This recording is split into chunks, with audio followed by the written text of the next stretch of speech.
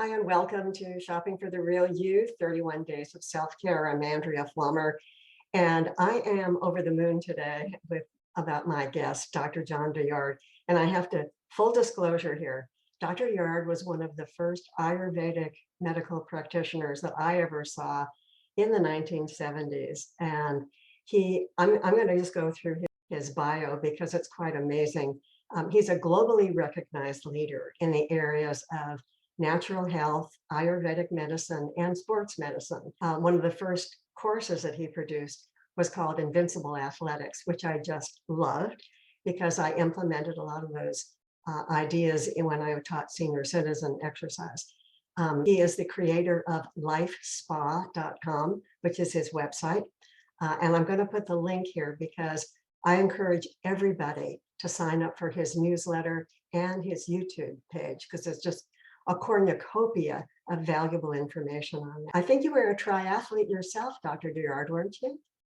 Right. So that's right. He was the director of player development for the New Jersey Nets. And after studying pre-med, he went to the Los Angeles College of Chiropractic, where he graduated with honors. He is a very highly sought after speaker, and he is on the board of several medical institutions and visiting faculty. And I'm so delighted to welcome you here today because we're going to talk about something that has been on everybody's mind for the past 2 years. About a year and a half ago, I found one of your videos through your YouTube page where you were talking about breathing and immunity. And so that's what we're going to talk about today. And I'm going to start with the first point, which is, so what are the causes of weak immunity? There are a lot of reasons why we have compromised immunity today. It really all starts in the intestinal tract. The quality of the intestinal lining is responsible for your gut immunity, which is 70% of your immune response. So if that's broken down, which is commonly broken down today, you're going to have compromised gut immunity. Now, new research has shown that the gut immunity is directly linked, bidirectional, with the respiratory immune response. So when you look at viruses or bacterial infections, they infiltrate either through the respiratory lining or the intestinal lining. Both of those are critical. Now, in Ayurvedic medicine, that was where the rubber met the road. Digestion was responsible for 85% of all disease. So keeping the digestive system strong kept the intestinal skin balanced, therefore the right microbes in your gut balanced. And bidirectionally, if you have good bugs in your gut, you've got good bugs in your respiratory tract, and the lining of the respiratory tract, the immune protective barrier is protecting you in an optimal way. And that's the real problem, is that we have become more vulnerable. So the first reason why we have compromised immunity is because we have compromised digestion. You know, in one study, 74% of the American population have some type of digestive imbalance. We have a global kind of anti-wheat, gluten-free movement about that is telling people to not eat wheat or grains or nuts or seeds or lectins or oxalates or nightshades or anything that's harder to digest. If people have weak digestion, they're not going to feel good when they eat it. So of course we're told don't eat it because it's bad for you.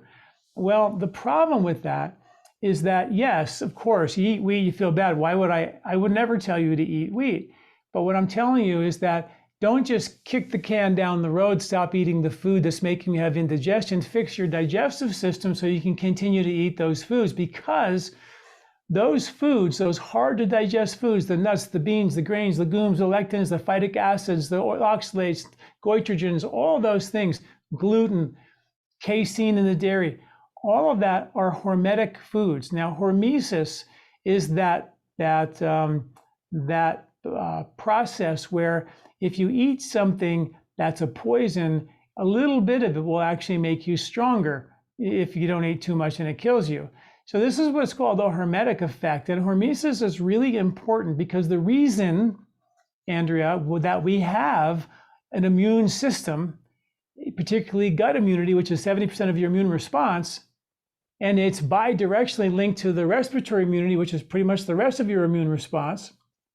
It all depends on having an immune system, which is caused by things that we ate that were challenging. If you take out all the challenges, you have no reason for an immune system. And we're already seeing that happen in the research because of the gluten-free kind of a thing. So we'll take gluten for an example. Studies show that when people eat gluten and they're gluten-free compared to people who eat wheat, people who eat wheat have 4 times less mercury in their blood than people who are gluten-free in one study. Another study showed people who eat wheat have significantly more good bacteria, less bad bacteria than people who are gluten-free. In another study, people who eat wheat have significantly more killer T cells, a measure of your immune strength, than people who eat wheat. In 2 Harvard studies, both 100,000 people or more, both over 30 years in the making, showed that people who ate wheat had significantly, gluten in particular, has significantly less heart disease in one study and significantly less diabetes in another study than people who were gluten-free. So the point being is that we really have to, number one, start to troubleshoot and fix and repair our digestive system. And I wrote a book called Eat Wheat, of course, that goes through that whole process. But more importantly, I also have a free ebook anybody can get on my website at lifespa.com. And it's the Digestive Troubleshooting Guide, where I take you step by step through your entire digestive system and go, okay, if you can't digest grains, if you can't digest fats, if you have constipation or loose stools or heartburn or indigestion, whatever your problem is, I give you herbs and foods and dietary strategies to fix and repair it. Because if we don't fix that digestive system, the immune system is going to struggle, because that's the first domino. That is brilliant. I mean, this is what I love about your videos and your website, and because there's such practical, logical information there. Is there anything more to say about how the breathing impacts the immunity? Oh, that's the next step is your breathing, and how your breathing is so intimately connected to your digestion. So a lot of people don't realize it, but how you breathe directly impacts how you digest. In the same way, your gut immunity is directly linked to your respiratory immunity. Those 2 systems, your breathing and your digestion, they're connected. And they're intimately connected with how you digest your food. In one study, they showed that with Johns Hopkins study, 60% of women after their babies has had what's called a hiatal hernia, where the stomach gets pushed up against the diaphragm with such force, it herniates through the diaphragm, through the lower esophageal sphincter, causing reflux, GERD, and heartburn, and all kinds of things. So what happens is that because of indigestion and weak digestion, there's something in Western medicine called gastroparesis, where the food stays in your stomach too long. Everybody knows that. You eat some bad fatty food or some junk food, and it just sits like a rock in your stomach. That's called gastroparesis. The food is in your stomach longer than it should. And what happens is when it's there, it starts putting pressure on your diaphragm. And when it puts pressure on your diaphragm can't contract because there's a big stomach in the way. And when the big stomach is in the way, the diaphragm can't really contract the way it should. And this is not uncommon. In one study with elite professional athletes, half of them did not have a diaphragm relaxing and contracting efficiently. And they ended up with a lot of what's called diaphragmatic fatigue, where the diaphragm just can't work. Now, how your diaphragm works is this big muscle and right underneath your rib cage that goes across your whole body. And when it contracts, it sucks the air into your lungs and opens up your rib cage like a big balloon, like someone blew up your balloon. And how that happens is the diaphragm contracts and sucks air into it. But as soon as the diaphragm relaxes, all the air, like a balloon, gets squeezed and gets screaming out of your mouth and your nose. And the rib cage has something called elastic recoil. Its job in life is to contract all the time. And the only reason why your rib cage opens up is because your diaphragm contracted. But over time, because of weak digestion and gastroparesis and food sitting in your stomach longer than it should, And it even gets more complicated than that if you've got issues with your eating fatty food or greasy food or fried food, gallbladder issues, which is the #1 abdominal surgery in America today, and you don't make enough bile, that will make your stomach wait to let the food leave the stomach way more dramatically than it would if you just had a bad meal. So if you have weak liver gallbladder function, which is the epidemic of our times in a way, the stomach will not empty the way it should because it's waiting for the green light to go on because the bile will buffer the acid of your stomach. So your stomach's got to make a lot of acid to cook all the grains and the wheat and all that. Everybody says it's a bad food.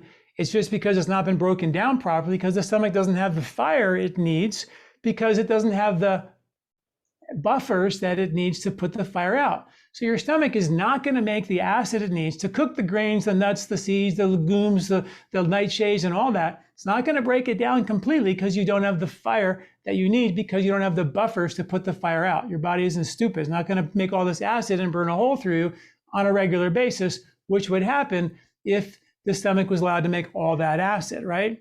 So the liver is a very big issue, and there's a coordination between stomach acid and bile flow. It's really intimate, it's really important. And processed foods, processed cooked vegetable oils, cooking oils, they congest your liver gallbladder to no end.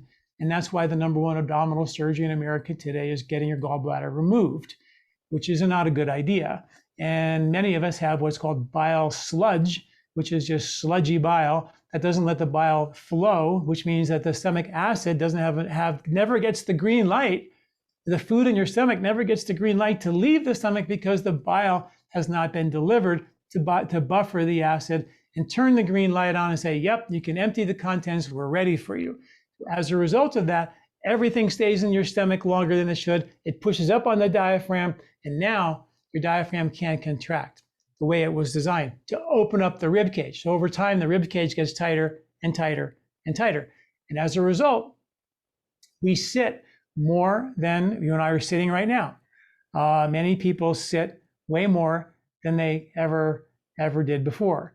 And when you sit and we're sedentary, the rib cage gets pushed down into the rib cage gets pushed down into the diaphragm, and it pushes the diaphragm into a downward already contracted position. So the diaphragm, because we're sitting, can't really fully contract the way it was designed. So what happens is the diaphragm doesn't, and the rib cage never really opens up and gets inflated fully. And as a result of that, the rib cage gets tighter and tighter and tighter and tighter. And that is why breathing techniques in every hospital in the world uses a breathing technique called inspiratory muscle training. Breathing techniques to strengthen the muscles of inspiration. And the muscle of inspiration is your diaphragm. That's the big one. And if your diaphragm isn't working good, you're not going to inflate the rib cage, and it's not going to be 12 levers massaging your heart and your lungs and pumping lymphatic fluid and all that. It's going to be a cage. And the studies show that when they give people this inspiratory muscle training technique, it has been shown in study after study after study to literally reverse heartburn, GERD, and reflux, which people get Prilosec and omeprazole for, and they never really fix the cause. But in their own medical journals, it says all you got to do is teach them how to breathe, and the problem goes away.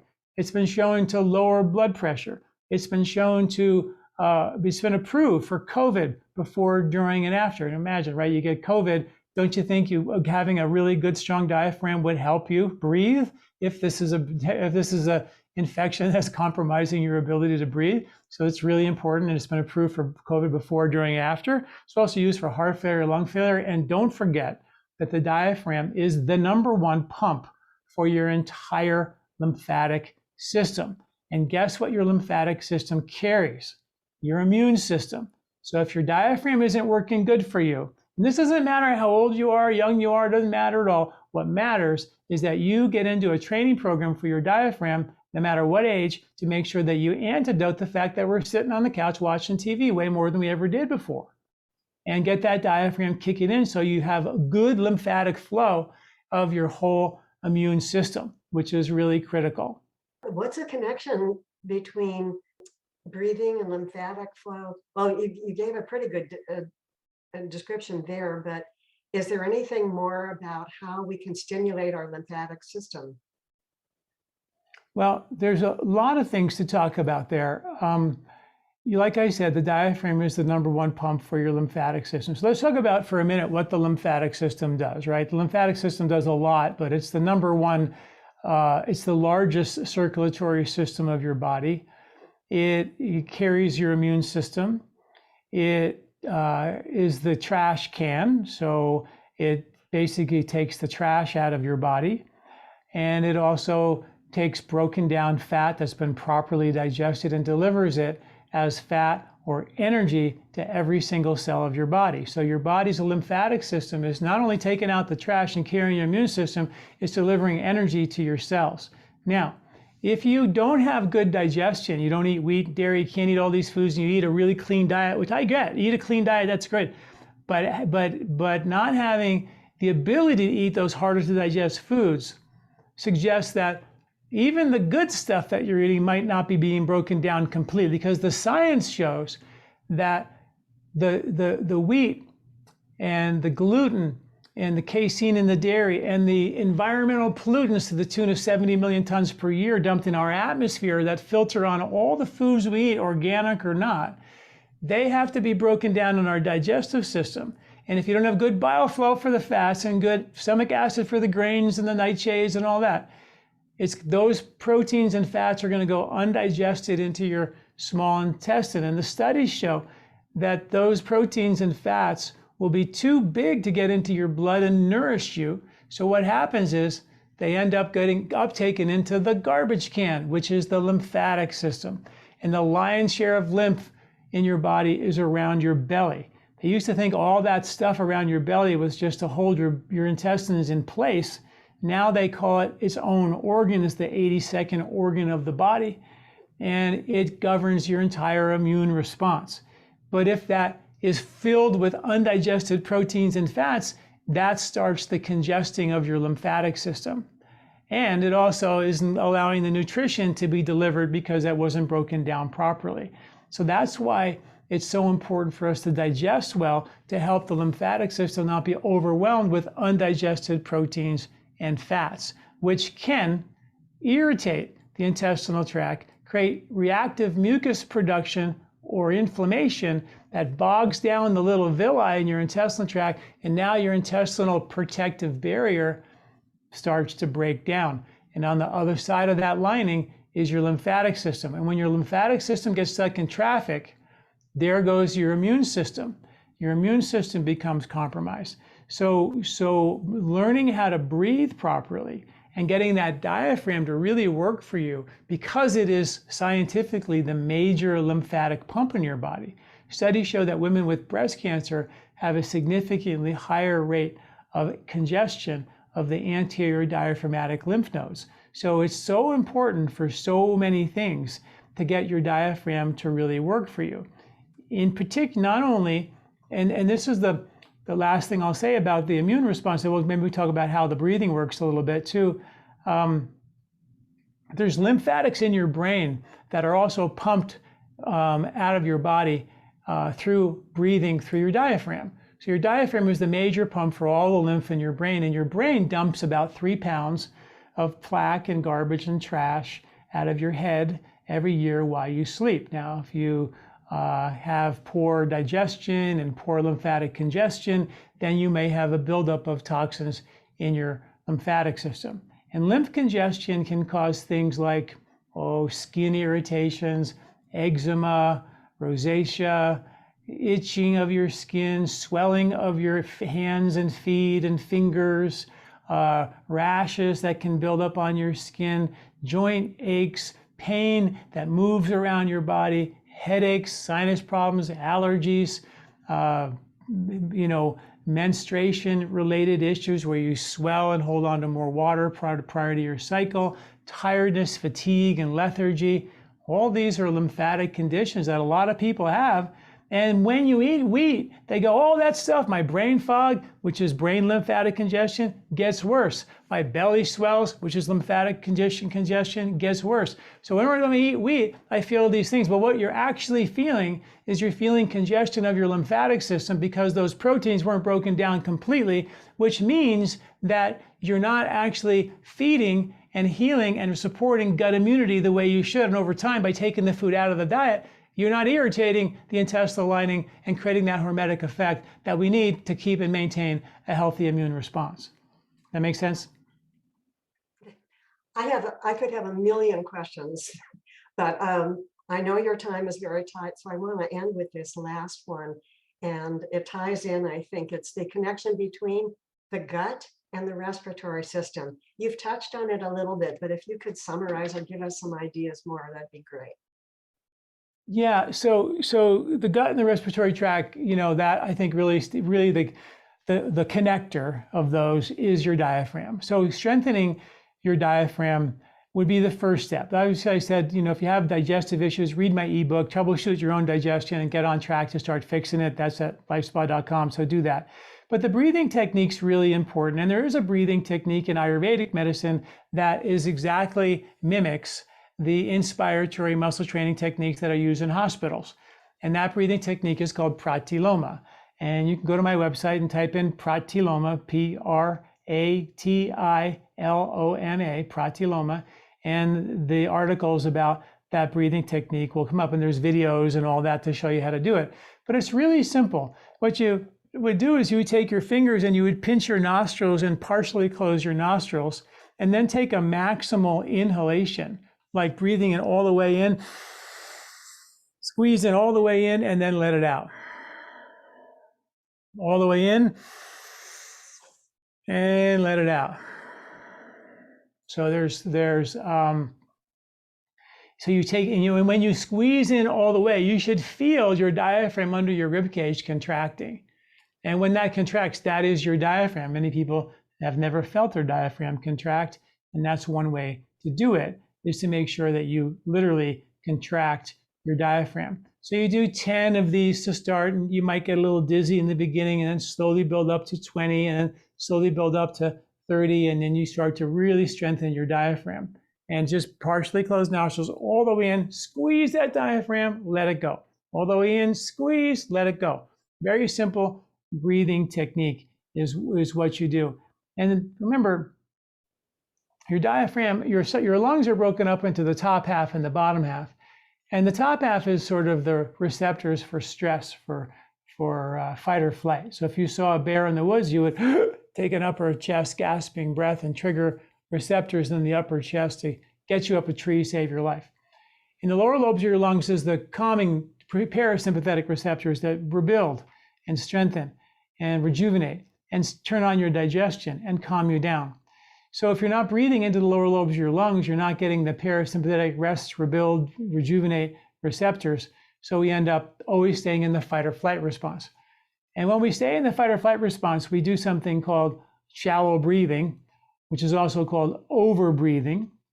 And when you overbreathe, you breathe in really shallow. So you constantly breathe in more oxygen than you could ever use. One study showed that 75% of the oxygen people breathe in, they breathe it right back out, unused. So they're not even using what we breathe in. And when you breathe in really a lot, you're also blowing off a lot of CO2, more than we should. So what happens is the oxygen levels go up, 98% oxygen saturation in your blood, but your CO2 levels stay low. And that imbalance is what causes anxiety, because oxygen is an anxiety-provoking molecule. Carbon dioxide is sedative, which is why when people have a panic attack, they put a paper bag over their mouth and they rebreathe the carbon dioxide. It calms their anxiety. There were clinics in America in the 30s, 40s, and 50s that actually people would go in for anxiety and breathe CO2 mixed with oxygen, and it would completely calm them down. It was well studied, well documented, but because we sit around too much, we don't move, we don't breathe properly, we've ended up in this situation where we become over breathers, shallow breathers, and we have way too much oxygen. So we have to start to learn how to train the body to be more comfortable with carbon dioxide. like the free divers who dive under the ocean. They hold their breath, for the record right now is 25 minutes. Now imagine holding your breath for 25 minutes, right? So that's just because we have a receptor in our brainstem that has become so sensitive to the littlest bit of carbon dioxide that we have to breathe again and again and again. And by having really low carbon dioxide, the worst part of it is that the carbon dioxide, when it rises up, that is the trigger to release the oxygen from your blood into your tissues. So how does your oxygen go from your blood to your brain, to your heart, to your lungs, to your everywhere, to your body? That happens when CO2 levels are allowed to rise. But if we keep trying to jam in oxygen and CO2s are low, we end up with lots of oxygen in our blood, but our tissues are hypoxic. They don't have what they need to heal, repair. It's one of the reasons we get old, is because we're not oxygenating our tissues very well. And people get old, they can't breathe, they can't get their breath, and they lose their diaphragmatic function.